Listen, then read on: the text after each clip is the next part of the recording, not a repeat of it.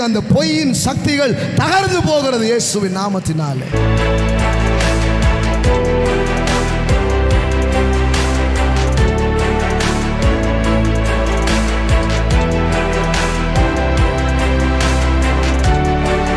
ராப்போஜனம் எங்க ஆயத்தம் பண்ணணும் ஆண்டவரே? ஏதாவது மரத்தடியில் வச்சிடலாமா? அவர் சொல்றாரு, நல்ல பெரிய வீட்டில் கம்பளம் விரிக்கப்பட்டு, நிறைய பேர் கேட்பாங்க, இதெல்லாம் தேவையா? இந்த மாதிரி டேபிள்லாம் தேவையா அப்படின்ட்டு. தேவைன்னு இயேசு சொல்றாரு பாருங்க.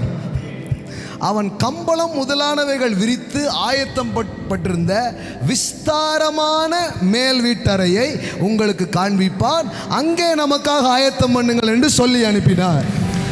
இயேசு ஏன் ஒரு குடிசையில் போய் ஆசரிக்க கூடாதா? போய் கேளுங்க. இயேசு ஒரு குடிசை வீட்டிலே ஆசரிக்க கூடாதா? பிரதர், வானமும் பூமியும் அவருக்கு சொந்தயா.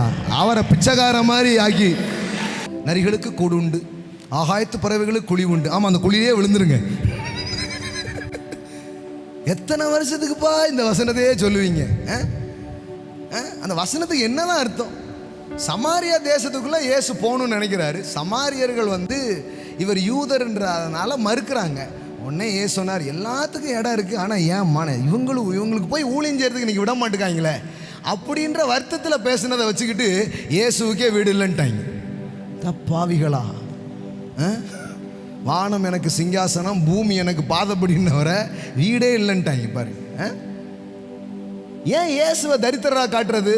ஏன்னா அப்பதான் நாம தரித்திரரா இருக்க முடியும். அப்பதான் தரித்திர சுவிசேஷத்தை பிரசங்கம் பண்ண முடியும். பாருங்க, இது ஒரு பிசாசின் மிகப்பெரிய வஞ்சனைன்றதை உங்களுக்கு சொல்ல விரும்புகிறேன்.